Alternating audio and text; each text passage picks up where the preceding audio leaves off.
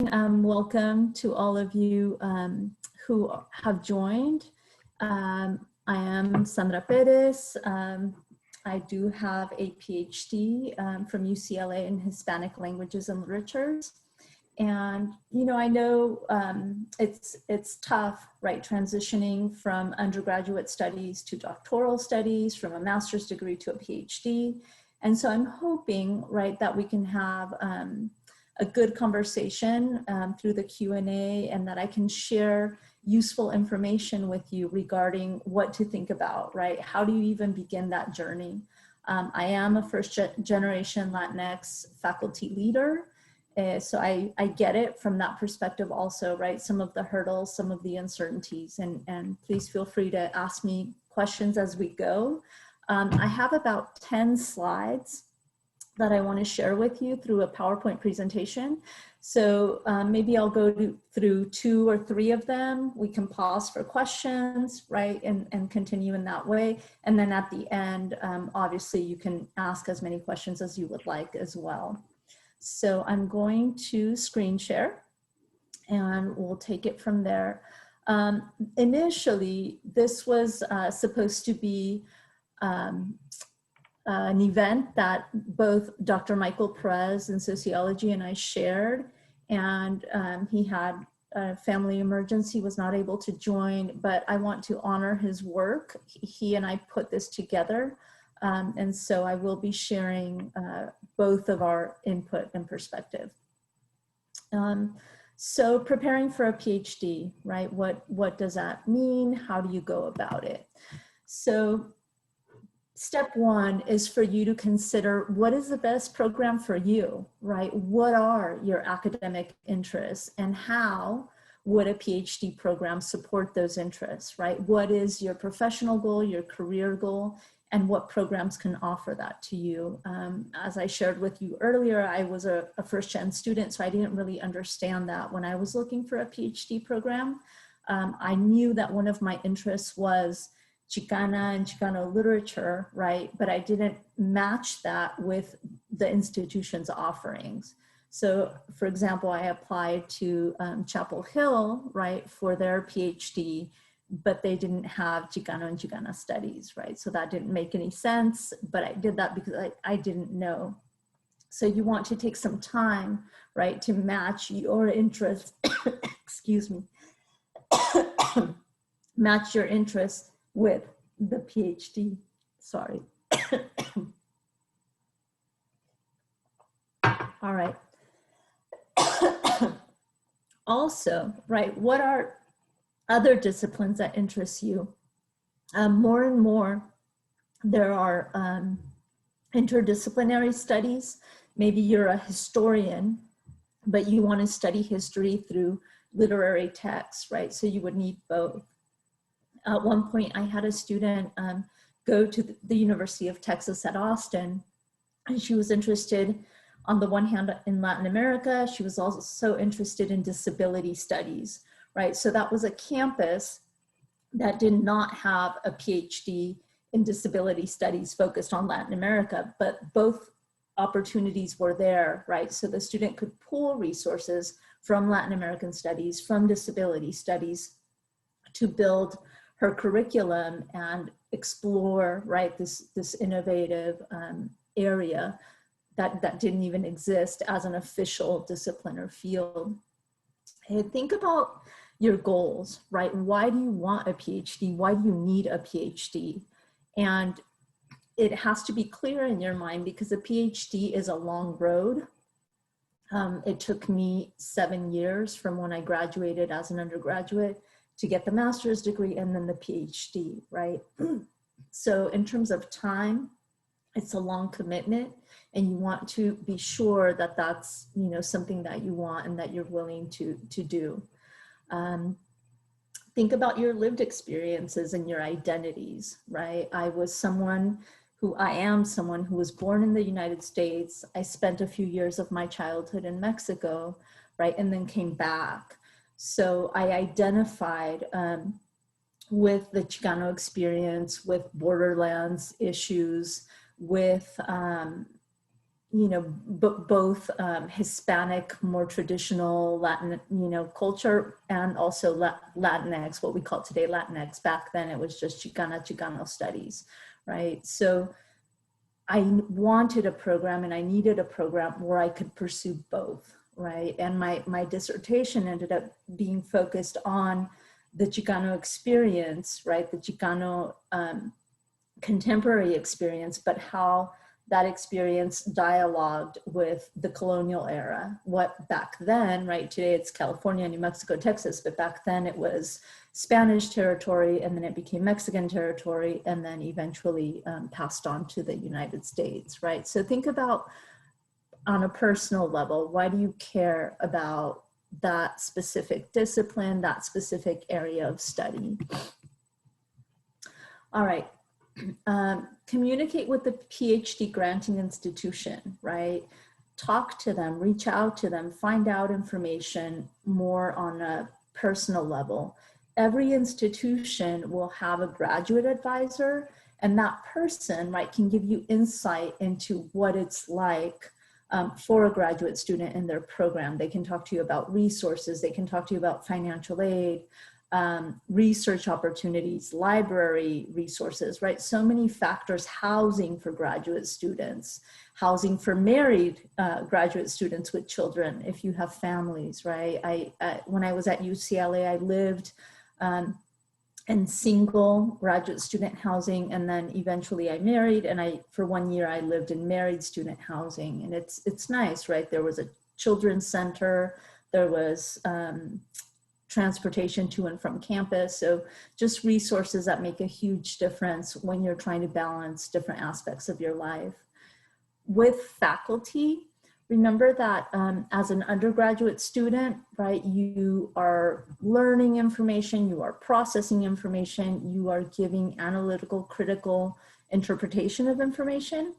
As a master's student, and especially as a PhD student, you are being asked to produce information, right? You are now a scholar in the field, contributing to expanding the discipline. So you might be doing some research that's never been done before. You might be contesting older theories, incorporating new theories.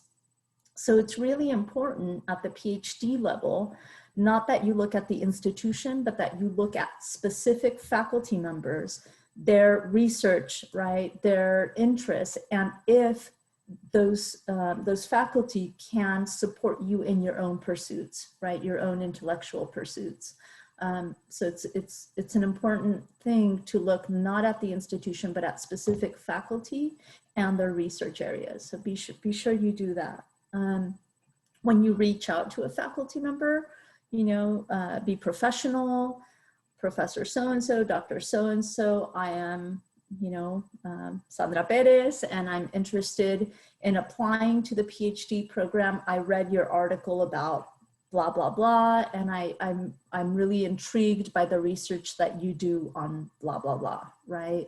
So you want to let the faculty member know that you're familiar with their research, that you're interested, and that you're seeking a conversation. Keep in mind that unlike Cal State Fullerton, we're very committed to teaching our students. PhD granting institutions are focused on research.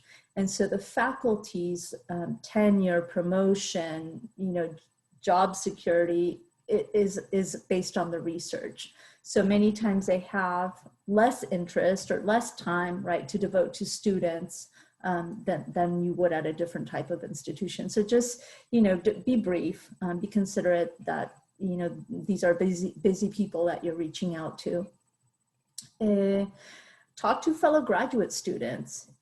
And again, the faculty advisor, right, the grad advisor can put you in touch with specific students, and you can ask those students the questions that you have, right? What do you like about the program? What do you dislike about the program? What are some resources, right? Grad programs will have research assistantships, teaching assistantships. Ask them questions about, how many classes do you teach? How many students do you help? So you can gauge for yourself, right, if this is something that will work for you or not, right? And that's important. The visiting piece right now obviously is complicated, but definitely think about the region, right? Where is it in the United States? What sort of community might you join if you were to move there? What do you need, right, on a personal level? And I'll share with you a story. I once sent a student to the University of Chicago. And for those of you who know Chicago, it's cold, it's windy, right? It can be quite miserable for somebody who likes the warmth of Southern California. And she emailed me, she said, "What did you do to me?" Right? She was having a hard time transitioning to the weather and the university, right? The University of Chicago is a very prestigious university, but she would say things to me like, "Oh, my faculty aren't available, they're not accessible." And so you need to be aware of that too, right? Depending on your needs and what's going on. I don't see your questions, but I'm going to pause, and Areli, if you could please read any questions and we'll answer them. Yeah, no problem. So there's one on the Q&A. It says, apart from undergraduate, how many years would it take to obtain a PhD? Apart from undergraduate? Yes.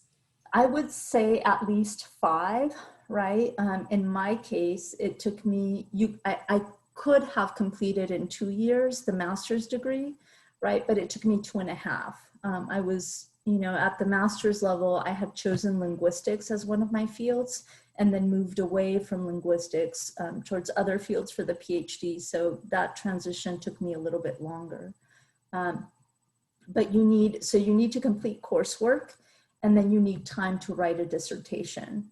And the dissertation, I would say you need at least a year, right? But if you're focused and you know from the very beginning what you want to study in depth through a dissertation, right? I think you can be focused and purposeful and complete a PhD program in 5 years. But again, this is a question that you would want to ask the grad advisor and fellow grad students, right? Is it possible to complete your program in 5 years? Or what is the quickest, if that's your question, right? What is the fastest that a student can complete the PhD program at your institution? So that, it's a fair question. So think about that.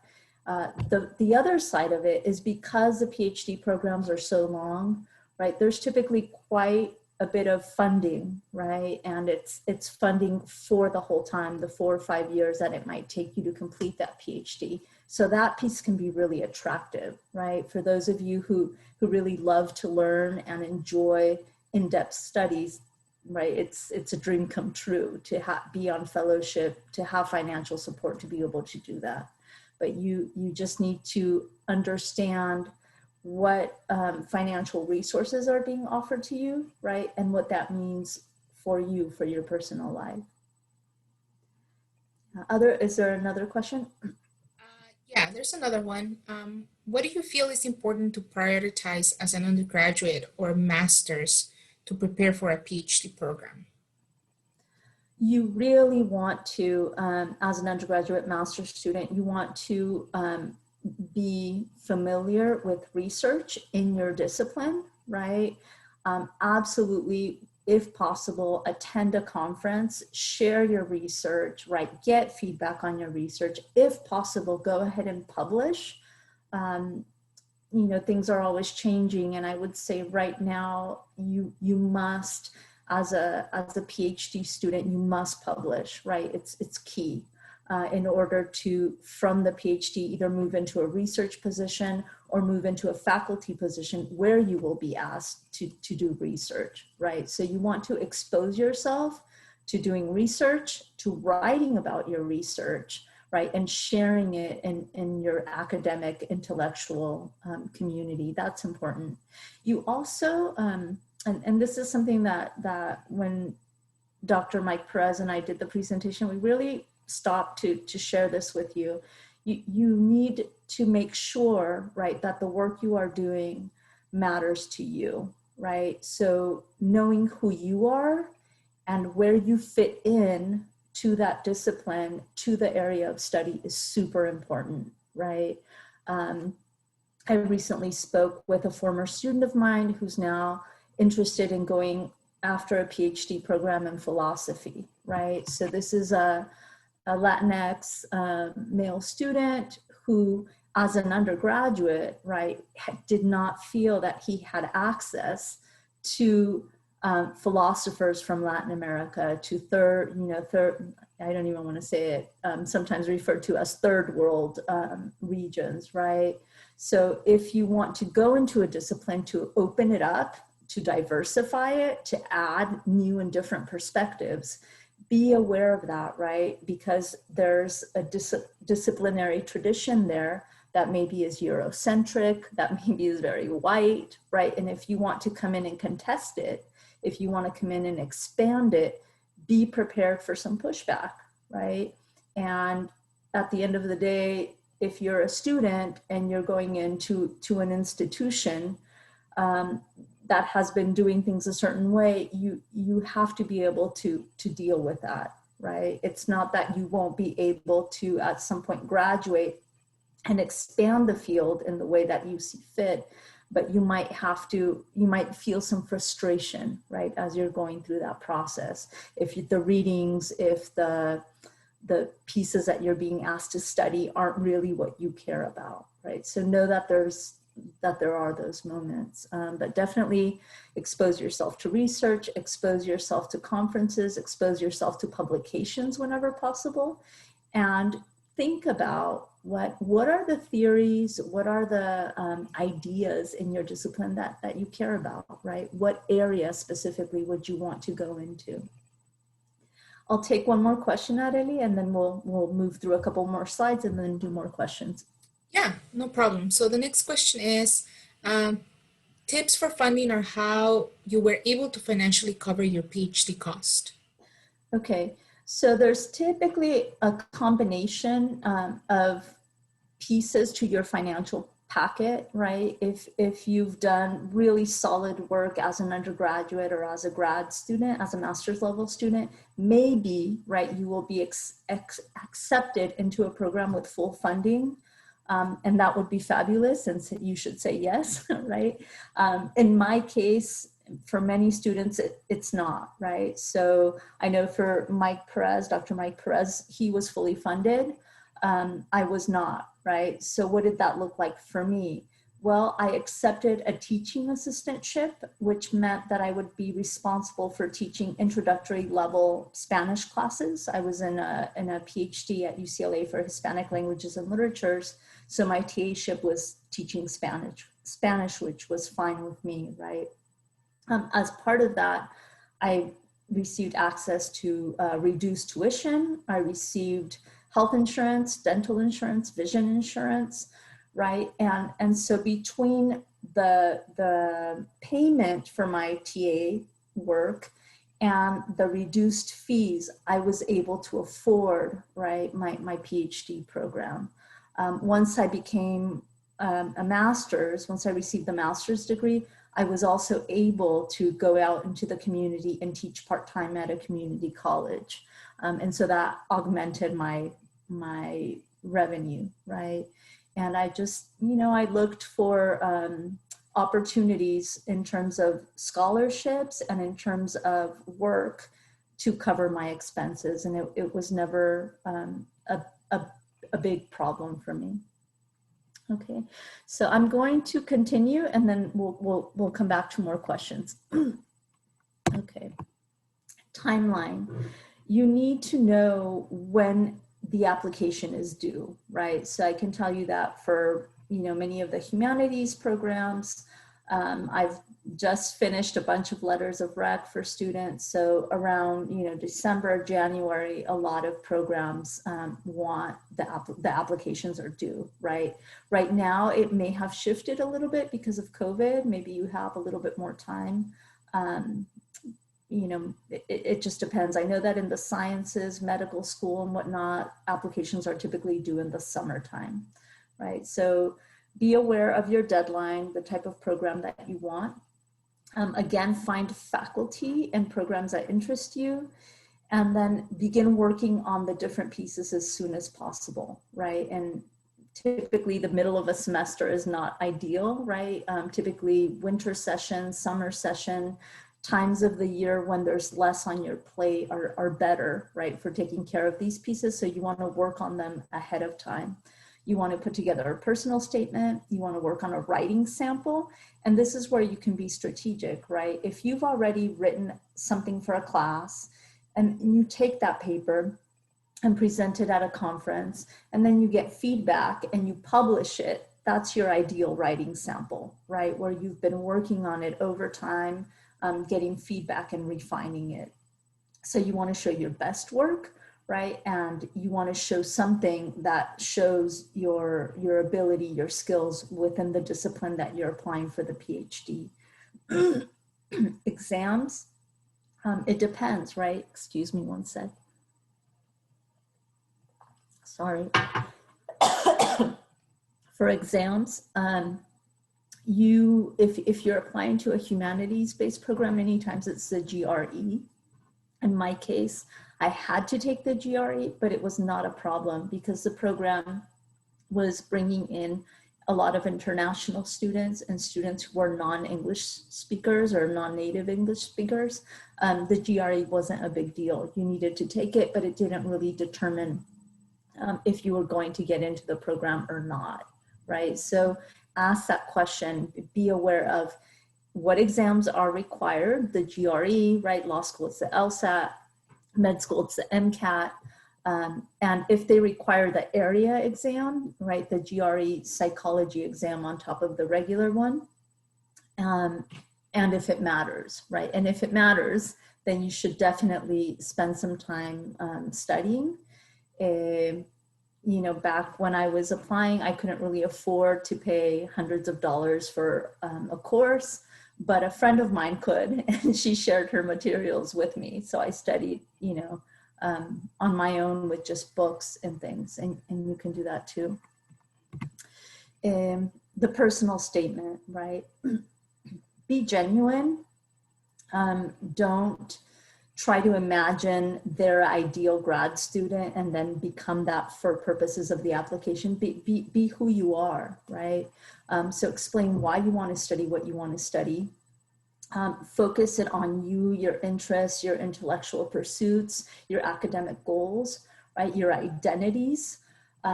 If something happened along the way, talk about it, right? If there was a difficulty, explain what that was and how it impacted, you know, maybe your GPA for a semester or whatever it is that happened. Think about how you want to contribute to the field, right? Are you doing interdisciplinary work? Are you expanding a particular idea? Are you contributing to a theory, right? Think about those things of where you see yourself fitting into the field. Also, what is your background, right? What are your lived experiences? What are the things that you've done that would help, right, expand the field or help you be an active member, a contributing member of that academic community? And then the challenges piece, right? This is a place where if anything was hard or went wrong along the way, you just want to explain it. So you want to be genuine and you want to be honest. I'm going to pause again for some questions. Go ahead, Adeli. Perfect. Let's see. So some of the questions might relate a little bit to what you were talking before because they were coming in. The first one is, do you have to complete a master's degree first before going into a PhD program? What do you recommend? Okay, no. If you are an undergraduate student, absolutely, right? You can go ahead and apply for a PhD program. And sometimes that's nice because PhD programs, again, are much longer than a master's program. And so you are investing several years of your life. And because of that, sometimes the financial packets will be better. They will be stronger, right? Because they want to support you for a longer period. It's not a 2-year master's degree, right? It's going to take 4 or 5 years to complete. So no, you can go ahead and apply as an undergraduate. And I'm an example of someone who went kindergarten to PhD nonstop, right? I don't know that that's a good thing, but it is possible. And so as an undergraduate, I applied to a PhD program. Thank you. The next question is, the student gave a little bit of background. I'm looking into various PhD programs, and it has become difficult as I am looking into schools who can meet my academic professional goals, meanwhile making sure I can get support as being an underrepresented person. What is it to you the deciding factor when applying to a program?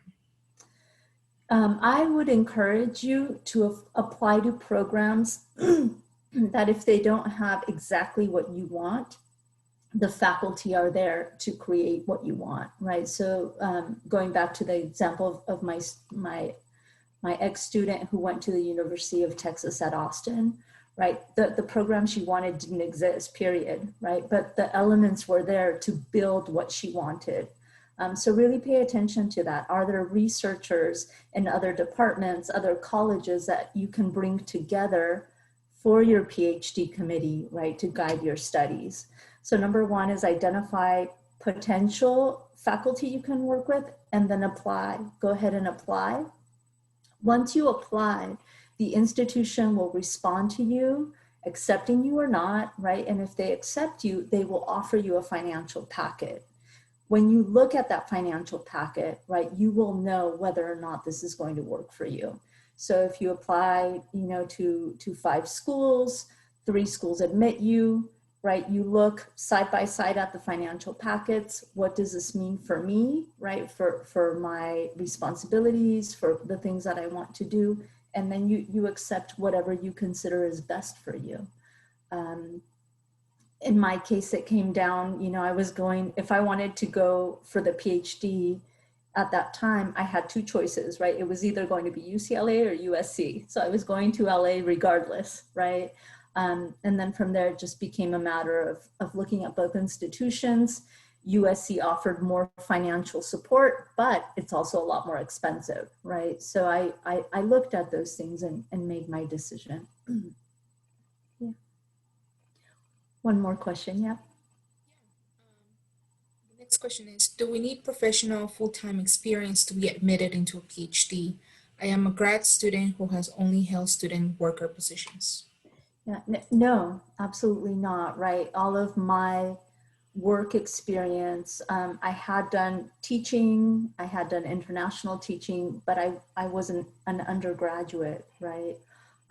When I applied and I was accepted, and they train you if you're admitted and given as part of your financial aid packet being a research assistant or a teaching assistant, there is some support to train you, right, in what you're supposed to be doing. So no, you're not expected to be a professional. All right, I'm going to go through a couple more slides and we'll pause again in a bit. All right, so one piece of your application that's really, really important is a strong letter of recommendation, right? You want to alert your faculty as soon as possible, right? You want to explain what the deadline is, what you're applying for, if possible, share a resume. The more information you give us about, where you are and where you want to go, the stronger letters we can write. When I have students who graduated 4 or 5 years ago and they come back and ask me for a letter, I'm always happy to write the letter, but I need to know what happened in these 4 or 5 years. Have you been working? Were you volunteering for nonprofits? What is it that's been going on in your life that now has you wanting to continue your studies, right? So the more information you share with us, the stronger letters we can write. Seek faculty who know you. If you received an A, if you worked in somebody's lab, if you collaborated on a project, these are the faculty who will know you and be able to write really good letters, right? So reach out to them. And ideally, your faculty letters are coming from people who are in that discipline, right? Whether it's psychology, sociology, whatever field it is, history, right? You want faculty from within the discipline to write you that letter. And also the last point, right? try to choose faculty or others who will speak to all your different strengths, right? So if you already have 2 faculty letters looking at your academic strengths and your intellectual ability, maybe you worked, you know, in the community, and a community member can write a strong letter for you about your character, about your work ethic, about your ability to work collaboratively, right? All of these pieces matter. So pull from the different people that you know, right? This is your network of support. And as faculty, please don't feel like you're bothering us, right? It's part of our job to support our students. And so if you give us enough time, right, we should be able to write those letters for you. It's tough when a student emails me on a Friday, my letters due Monday, right? And at that point, I try to, you know, put the letter together, but the more time you give us, it helps. And also know that it makes us happy. It's fulfilling to see our students wanting to pursue their PhD, their graduate degree, right? So we're happy to support you. So let us support you. Areli, I'll pause for more questions. Okay, let me see. The next question is, I am currently in my master's program and will be finishing next June 2022. Is there any advantage in me wanting to apply to a PhD program until after I am done with my thesis? So submit an application for my PhD in fall 2022 instead of fall 2021. You know, that's up to you, right? Whether or not you want a so-called gap year or not. Sometimes when you've completed, for example, a master's thesis, right, you can, in the application process, say, I completed my master's thesis. You've done the research, you know already what you focused on, right? And you can talk about how you will build on that at the PhD level, right? If you want a gap year for whatever reason, that's fine, but you don't have to wait, right? It's also possible for you to say, this is what I've completed. You can show that you've been so far a successful master's student, right? And that you have pieces in place. I'm researching, I'm participating in this conference, right? To let the institution know that you will be ready, right? At the end of your degree to move on to the next level. So you may, right? If you want to, you don't have to wait. I don't think so. Another question? Yeah, I went straight into my master's right after undergrad. Do you recommend having work experience prior to going into a PhD program? It depends on your program, but I would say for humanities, social sciences, it's not necessary, right? I think all of our experiences, all of our professional experiences certainly form us, help us to mature, help us to deal with academics and the real world simultaneously. So I don't ever think, you know, working or continuing with your education is necessarily bad. If you go into a program, right, I know MBAs are what come to mind, right? Many times MBAs want students to have work experience before they go into the MBA program, but in the humanities and the social sciences, I don't think so, right? That's typically not necessary, although it may be for more professional, right, business or engineering and some other tracks. Okay, next question is, how could you begin your search for the institution that offers what you're looking for? Any sites available for that? If you want to email me later, right, and you're looking for something specific, I can help you look. But essentially, there aren't that many PhD granting institutions in the United States, right? It's 50 some. So within the institutions and universities that have your degree program, right, once you start paying attention, once you start clicking on faculty and reading about their research, right, it should become clear who has the expertise that you need, and where, you know, what institutions don't have that. So that's one way to go about it. Talk to your faculty. You know, our faculty at Cal State Fullerton, those of us with PhDs, we went through one of these programs, right? We know people. And so we can also help guide you. As a first step could very well just be have a conversation during office hours with the current faculty member, right? I'm thinking about a PhD. This is what I'm interested in. What schools do you recommend, right? I know some of you are limited geographically, right? For whatever reason, because of familial obligations or whatnot. So if that's the case for you, then look within your region, right? But again, if you're open and if you're able to go outside of California, it's going to increase your chances of being admitted and of being admitted with full funding, right? If you're only open to going to Harvard or Yale, right? That's really tough. The competition is too much, and you may not be admitted. You may not get the type of funding that you want, okay? So I'll move on to a couple of slides, and then we'll come back to more questions. When you submit your writing sample, show your best stuff, right? Obviously, something that you've edited several times, that you've written over time, that you've received feedback on. For an application, it's typically not the time to write something new without any editing, without any feedback, okay? So something that you're proud of, something that represents your ability in your field is ideal.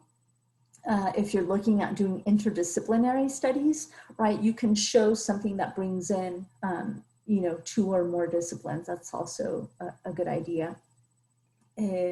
And again, right, anything that you're writing for a class is a first draft, right? After that, you should clean it up, submit it to a conference. Once you've presented your work at a conference, clean it up some more, take into account the feedback that you receive from the audience, right? And try to submit for publication. With everything being online these days, right, there are sometimes more opportunities for publication than there were in the past.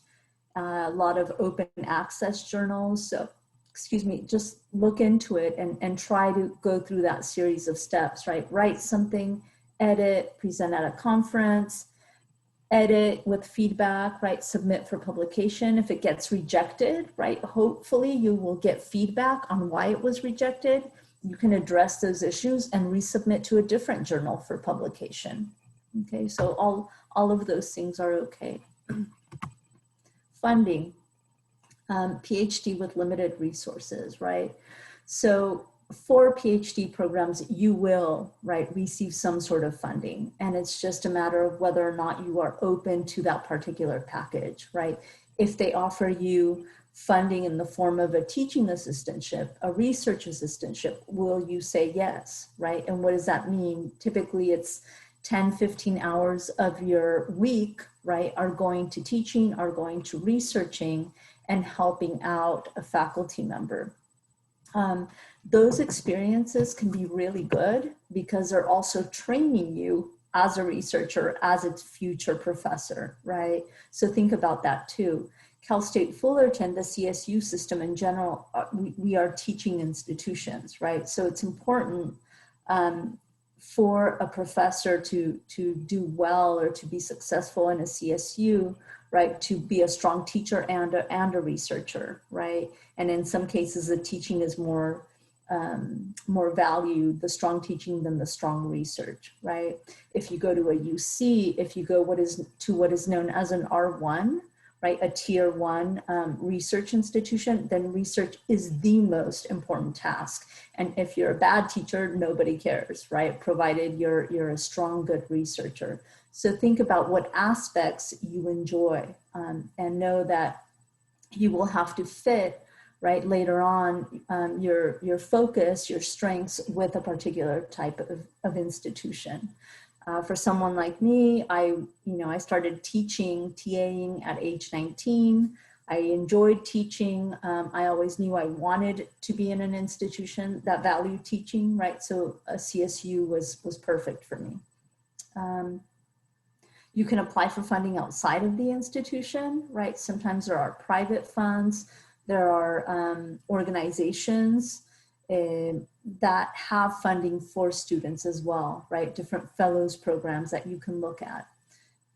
Be honest regarding your needs and situation, right? When you apply, if you have children, if you have a spouse, right, you will document that and the institution will know that your needs go beyond just funding yourself, right? And then again, you can sit down with your family and have that conversation, right?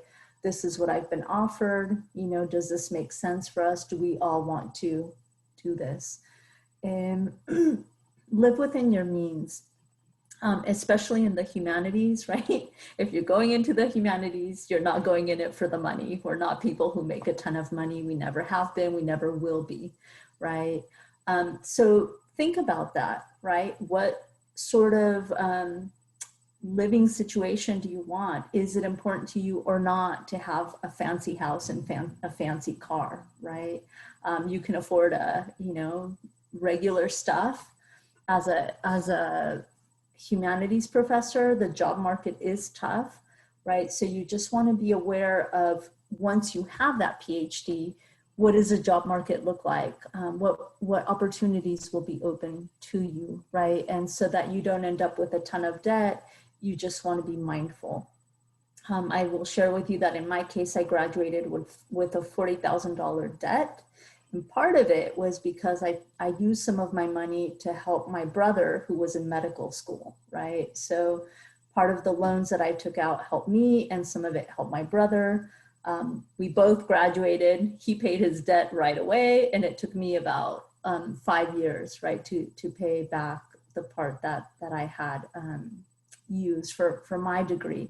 Was it worth it to me? Yes, right? For me, there's nothing more valuable than investing in my education and learning and things that no matter what, nobody can take away from you, right? And I'm not somebody who's very materialistic anyway, right? I don't need fancy purses or cars or anything like that. So I was okay with the financial prospects, right? As a grad student, you know, I worked many times 2 jobs. I was supporting myself, I was paying for my school, right? And so many times I did eat cheaply, right? Tortillas, beans, right? Things that you can buy in bulk and just make do. And I was okay with that too. So just be aware, right? Being a graduate student is typically not a time in your life where you're going to have a lot of luxury. And you know, just plan for that. I'll pause for some questions, Eddie. See, the next question is there added difficulty if you decide to apply to international PhD programs? Added difficulty in terms of going abroad, probably, right? The benefit is that, for example, graduate studies in Europe, right, is super affordable. And so that's a huge plus, right? And I would say with our international, globally connected world, you know, just be aware that if you go abroad, right, to Asia, if you go to Latin America, if you go to Europe, if you are trained in a different type of system, you will need to make adjustments as you return, right, if you want to work in the United States. But just be aware, right? Just being aware of the different types of systems, how they work, where you fit in, and how to bridge those different experiences for yourself. It can also be a huge plus, right? If you go abroad and you know you bring a different perspective, that can be fantastic. You know, for example, in Latin American studies, one area is you know, studying the Asian diaspora in Latin America. So for somebody who, you know, maybe went to Peru and looked at Japanese Peruvian culture and then spent some time in Japan studying, you know, Japanese culture outside of Peru, right? You can do some really interesting things if you travel internationally and incorporate study abroad. And by the way, you can also study abroad as a grad student, right? So that's another way to be connected to a US-based institution, but have an international experience. I was fortunate to be able to teach in Spain for UCLA, right? So the work that I was doing was grounded in the United States, but I was abroad. And they can be fantastic experiences. Another question? The next question is, do the previous research projects that we submit as writing samples have to match our research interests for PhD programs? No, not at all, right? It's really about just demonstrating that you understand what research is, right? That you've done a research project. If you can connect, right, this is what I've done and this is what I want to do, that can be helpful, but no, not at all, right? You can go into totally new areas as a PhD student and connect, right, always with what you've done previously, but it doesn't have to follow or be the same. Yeah. I am looking at the time. And so because of time, I'm going to go ahead and wrap up the presentation to respect those of you who need to go on time. But just so you know, and I hope Arely doesn't mind, I will stay until I've answered all of your questions. Okay, so let me go ahead and wrap up the presentation and then I will spend the rest of the time answering questions. Okay, so navigating the system. Know who you are and be really strong with your identities, with your lived experiences and how you interact with the system, right? A lot of times we feel foreign in graduate programs. A lot of times we don't feel that the institution where we are at embraces our diversity, right? And so it's okay. Just be honest with yourself and create a support system outside of the institution. Your family, your peers, faculty from your previous institution, folks that you meet through community service or whatnot, right? Build your own support network if the institution where you study the PhD doesn't have one for you, okay? And remember, it's temporary. If you do go to Chicago, if you do go to places that feel strange and unfamiliar, right? Finish your degree and then, try to go where you want to go. The PhD, especially for the dissertation, you have freedom to decide what you want to study, right? And that's a lot of fun. Embrace that. If, you notice that, whatever field, psychology, a particular theory, all the studies have been on a particular demographic, and you're really interested in studying, how that theory applies to your own community, do that, right? But know where the discipline is coming from. Know that it's, they're all coming from typically Eurocentric, male-dominated, mainstream, so-called traditional viewpoints. And you may or may not be a part of that, right? So just be prepared mentally and emotionally to deal with some of these things. Remember why you're there, right? You need to interact with people professionally, but they don't need to be your best friends, nor do they need to be your friends for life, right? So maintain professional relationships, be respectful. And then if you graduate and just want to move on, then do that. That's okay. All right. But keep yourself grounded and your goals in mind. Don't get involved with petty battles. Human beings are human, the gossip, the chismes, the this, the that, just don't bother. It will waste your time. It will take away from your focus, right? So be efficient and strategic in how you spend your time, and getting involved with petty battles is not worth it. Remember what I said earlier about research institutions and research professors, right? They don't have a lot of time. You are not typically a priority as a student. So when you meet with a professor, if you send an email message, be very precise about what you're trying to find out, and use all the resources that you have through the library, guidance counselors, fellow grad students, right? Your networks, make them as big as possible so that you have a lot of resources beyond your faculty mentors. And, think about what you need to get out of the PhD beyond the degree, right? If you need to be a strong leader, then develop those skills, right? Volunteer to lead the graduate student group, volunteer to help manage a conference, right? Put yourself in situations that will challenge you and help you grow, right? And become more attractive. All right. Strategies for survival, right? Again, knowing yourself, embracing yourself, remaining clear on your values, identifying your support network, your home community, right? And, understanding that no matter what experience you have in grad school, position yourself in such a way that you will get the most out of it. And what I mean is, if you have a terrible professor, right, then you can learn from that person how to not be a terrible professor, right? So think about, as you're going through more challenging experiences, what can I take away from this, right? In my situation, I didn't have a lot of feedback, right, from my faculty mentor, and I wish I had.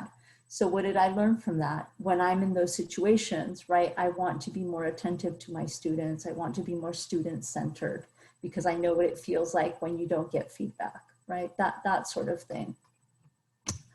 And yay, that was the last slide. So I will stop there. I'm going to stop the share and we can just talk. So go ahead with the questions. Great. Let's see. We're doing the Q. Well, I'm reading the Q&A first, and then I think there was a couple in the chat, so we maybe I can look at those as you answered this one. Would you recommend taking a gap year if you have the opportunity to work in a lab and publishing during that year? Yes, right. So lab work and doing something that matters to you, that you enjoy, is a perfectly good reason to wait, right? Especially if you're learning skills and having opportunities that will be more competitive at the next level, right? So if you are enjoying what you're doing, it's okay, right, to stay and really take advantage of that opportunity before you move on. The next question from the chat, is full ride package a rare thing among PhD programs, and what would qualify me for one? A full ride program? I think a lot of times, especially right now, institutions are really trying to address issues of diversity and equity and inclusion. And so if you are an underrepresented student and you are wanting a PhD program, and let's say, for example, you're willing to go to Ohio or, Tennessee, a state or a program where they don't have diversity, then those programs may offer you a stronger financial packet precisely because they want diversity and they want you to go into their program, right? If you apply to a super competitive program, the Ivy League schools and whatnot, right, typically you will probably have, less opportunity because it's more competitive. So I would say if you're open geographically, if you're open to different types of institutions, right, this may allow you to get a stronger financial packet. For DACA students, the private schools sometimes have a lot more freedom, right, in funding you because they're not restricted by federal money or state money that it can or can't be used this way or that way. The private institutions sometimes will give a lot stronger and better financial packets, right? So you want to consider that as well. Another question is, how should we deal with rejection on getting admitted? If you get rejected and being admitted, you've done a good job applying, right? Because, if you should have, how they set it up. They say, okay, apply to schools where you will get in, apply to your high-reaching schools, right? And if you have both, and if you get rejected from the high-reach schools, it's okay, right? remember that the PhD, at the end of the day, the degree and the experiences, that the skills that you gain, the training that you gain, the intellectual growth, is going to get you to the end, right? And those skills will be yours forever. And you can then move to different states, to different institutions. So don't take rejection personally, right? You can only go to one program and you only need to be accepted to one, right?